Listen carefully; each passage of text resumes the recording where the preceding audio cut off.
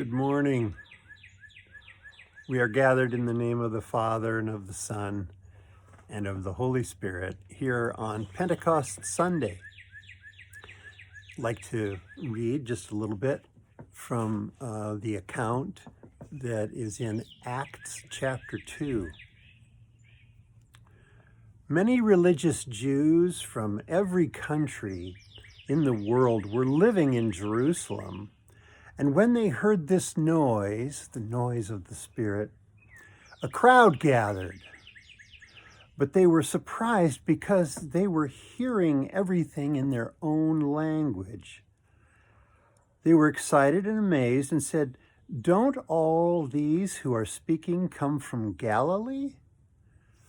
Then why do we hear them speaking our very own languages?"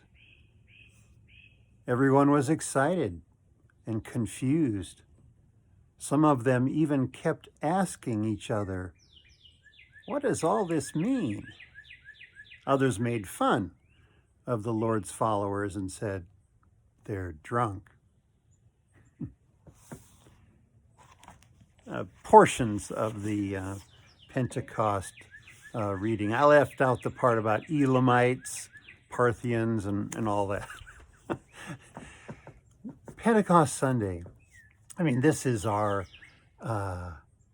celebration of the gift of the Holy Spirit, which unites and heals, inspires, forgives, and gives joy.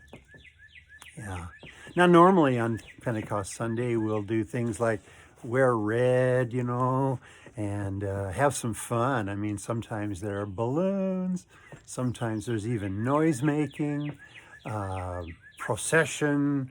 It's a real day to celebrate. Well, and I think today's a good day to kind of do the same thing, but in a very different situation. In my car, I have what's called a pressure gauge, I guess. What else could it be called?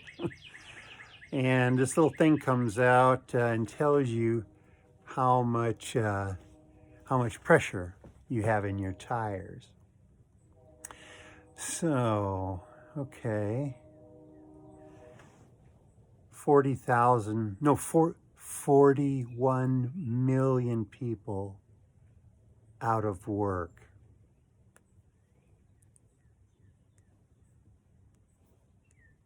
Pressure goes up. 100,000 people already dead from this coronavirus, and it doesn't seem to be stopping. Pressure goes up. Gosh, what else? There's some big stuff I'm leaving out. But then on top of that, we have the death while under arrest, a black man in Minneapolis. Pressure goes up. We've had pressure building.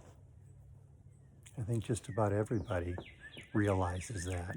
We've had pressure building now for years. Yeah.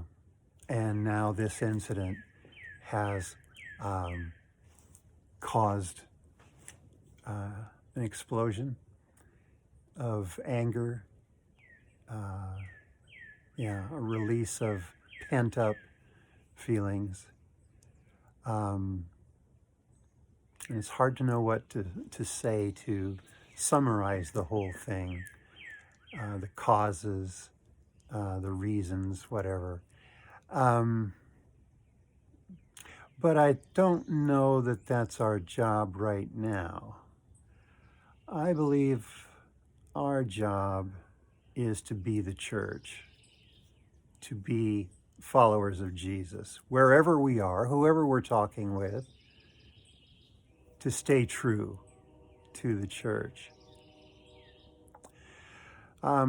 I want to share with you something that came to me uh, as far as a simple kind of illustration. And the question is, what do we want to be in this time, in our time, with all its difficulties? Do we want to be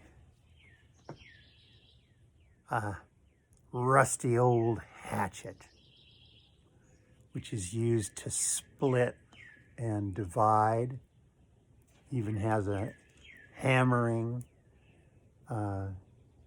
Are we going to use our words, our actions, our attitudes to divide even more, to contribute to the rage,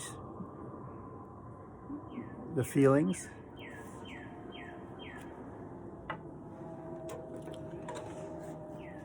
Or are we going to be a clamp that helps hold things together? Yeah. Words are very powerful things. In the letter of James, it talks about the tongue being a very powerful, it can guide a great ship like a rudder. A rudder can guide a great ship. A little rudder. So is the tongue. So are words. Words can heal. Words can threaten and destroy. Yeah. Now, how do we clamp? I mean, the situation is far too large for a congregation to alter, to change. That's why I say wherever we are, whoever we're with, choose words that Jesus would be proud of us.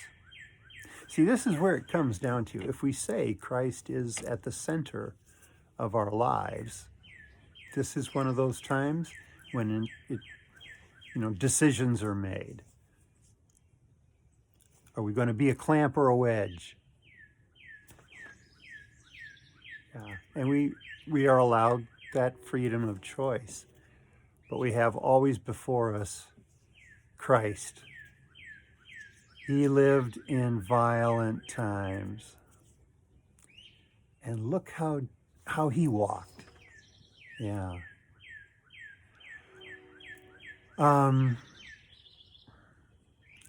I have been in a race riot. On a separate occasion, I was attacked by someone from another race. I've even been shot at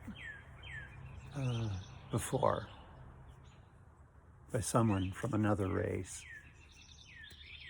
But the Lord has given me calm. I don't need to attack anybody. I've been given eyes to see that we don't all come from the same circumstances.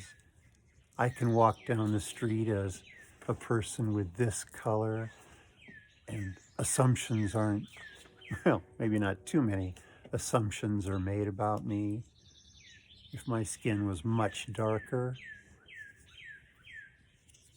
many assumptions would be made about me. So friends, these times are terrible at the moment, just terrible. So let us resolve on this day of the Holy Spirit, the day when we celebrate the coming of the Uniter. On Pentecost, they were all gathered in one place. People were attracted, and they heard one language. Maybe it was the language of love that they heard. May we hear it too. God bless you. God bless you. God bless you. Amen.